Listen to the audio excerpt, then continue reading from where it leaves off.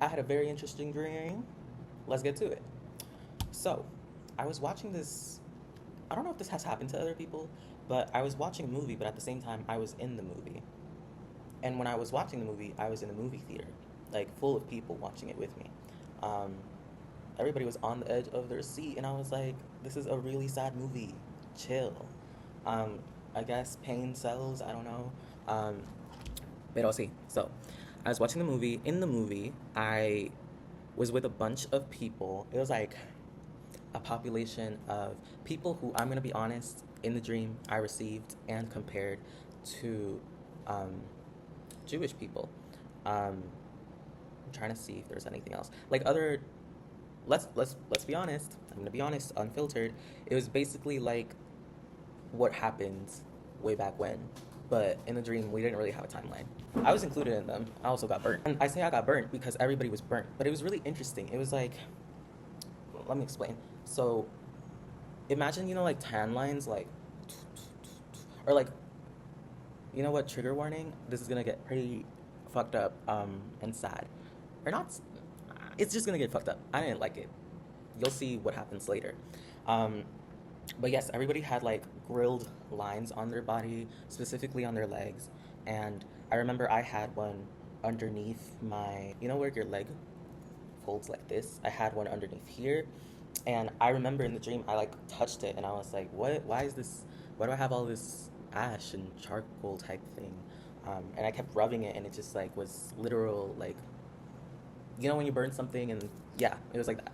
So that was happening, and I remember in the dream being scared as heck because prior to that, we were all in like, oh, this is a really fucked up analogy that I just realized. By the way, I'm gonna be realizing things as I say this.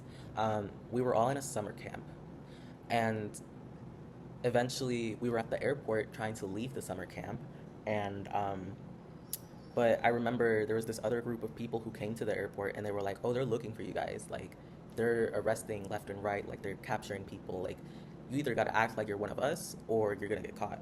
Um, so I remember me in the dream, I was acting like one of them. So I put on like a gray hoodie that someone had or something, and it covered everything that I was wearing, so they couldn't tell who I really was. But then there were other people who were being taken, and then they were being burnt.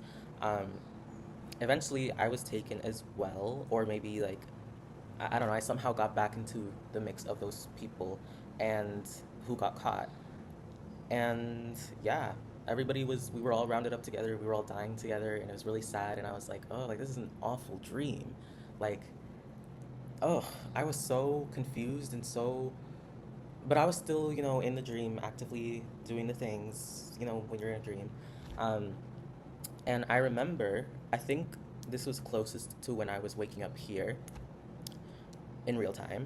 Um, oh, I didn't even say what time it is and what day it is. I don't like to do that. It is April 13th, and it is, hold on, let me get rid of these. It is 1:43. Anyway,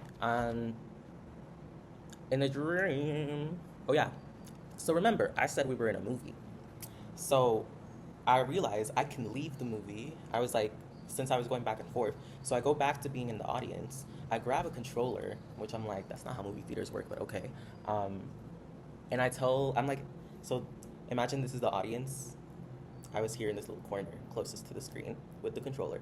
And I was like, do you guys mind if I skip this part or all of this?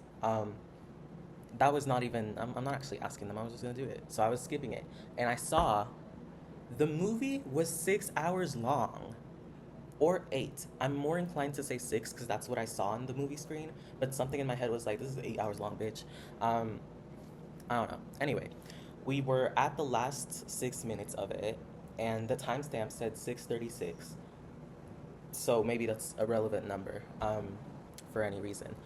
And I was like, okay, I'm gonna speed this up. So I sped it up to the last minute, and a lot happened in those 5 minutes. And what I really liked about this dream is that time was not, it just wasn't. It just wasn't. It was, and if we were to say what it was relative, it was bendable, it was, flexible. It was just not how a lot of us have perceived it to be. So we're in the last minute of the movie, and it finally got better. I was like, oh my god. Oh, also, wait, I remember now. when I was in the movie and I was like, this is fucked up, I'm gonna go to the audience and do something about it, be part of the audience and speed it up. I remember being in the house. It was kind of like a warehouse of everybody who was burnt and harmed and stuff. And I remember being like, this is awful, and I know I don't have to be here. I know I don't have to. I know we don't have to be living this. So I called on to an Orisha who I have called on to before in other dreams, and I was like, hey, like, you seeing this? And we both worked in tandem together, and that's how we got me out of the actual movie to the theater's audience where I could change it. So we changed it. We have 1 minute left in the movie. By this time in the movie, I don't care if it's only been 5 minutes, it's been like a long time in the movie. So there's this, we're fast forward to the end now. And there's this African woman. I believe she is, I'm like, in the dream when I was like channeling her, I was like, I feel like she's from Zambia. And she's a shaman. So she shows up. Everybody kind of just wakes up to her, and she's there, and she has this haron, how do you say that? A jar or it's the Aquarius jar of water symbol. No. Hold on. Oh, actually, in the star card where it's that person and they have all that water coming out. That's basically what it was. She had that. Oh, I found it right here. That's great. Oh, the water carrier, I guess, and it actually looked exactly like that. Oh, I feel like you guys saw it. Anyway, she had that. It was kind of like an orange clay, kind of, like the ones they have in gardens and stuff. It was also kind of Mexican coded for some reason. Anyway, um, or like not Mexican, like Central America, South America coded type pottery. And she had one of those, and it was like, how magicians have that one trick where they keep taking the cloth out and it doesn't run out? That's basically what she was doing, but with water. And the water was helping heal and wash everyone's burns. And I wish I had something to like represent it. I could get my cat, but I don't have time for that right now. I want to get to this dream download. Let me just use this book. Ancestor said, Ehime Ora. Buy it. Anyway, so she had it all coming out, and then she would grab people like they were children, and she would just be like, very calmly, like, ooh, like, I remember her energy in this dream was so stunning. I was like, whoa, you are magic. And she was just like doing that, and then eventually someone came up to her and was like, how did you know we were here and that we needed help? Like, in the dream, I guess we were not in a moment of like social media or news being capturing that. So they asked her, ooh, 10:10 on the time. Anyway, they asked her, they were like, how did you get to even find us, like direction wise, all of these things? And she said to them, she was like, I had a dream that you guys were here. All that I was told in the dream was what direction to head in, and that I needed to bring this, let's pretend this is the water, to help you guys and heal everybody who had been hurt. Because at this point in the dream, everybody who had caused that harm to the people who were burned had left them there for dead and thought, they're just gonna rot. Nothing else is gonna happen. We can leave. We did our job. So she came when everybody was like pretty much dead, and she just started washing off their burns and being like, you're whole again. You're healed. You're gonna be okay. I wish I could probably draw this actually. Yeah, I will do this soon. Everybody was walking out of the warehouse, and the warehouse, all this light was coming in from the outside, and there is this group of people who were protecting everybody who was coming out of the warehouse. And the people who were coming out of it were scared. They were like, oh no, are these military that are going to catch us again and make us go through all of this again? But then they could tell they had like some sort of uniform on that was like, oh no, they're here to protect us. They're here to make sure that we walk out and nobody is there to catch us again. So that happened. And then outside of the warehouse, there was cars full of trees and plants and flowers like this one. That's why I grabbed it from my garden. And what's another thing? Oh yeah, one car, it was like an ocean blue. Nah, it's like a green, blue. What is la marca de ese carro? I don't know. I'll look it up. I think it was maybe like a Subaru or something, but it looked old. It had like the black rims and stuff. Anyway, that one car was full of everything. It was like everybody could take what they wanted from it. Um, and at the driver's seat there was a white dove. It was so, I was like, the white dove of peace. I think that's what they're symbolized for. Um, I'm pretty sure. But it also reminded me of at funerals when they release doves, white doves. Yes. So everything was there. Everybody was so much more like everybody was calm. Everybody was like, "Oh my God, like we're getting to see the day of light, and it's not burning us. It's not making us feel fear. It's not making us feel like we could get captured. It's just there with us."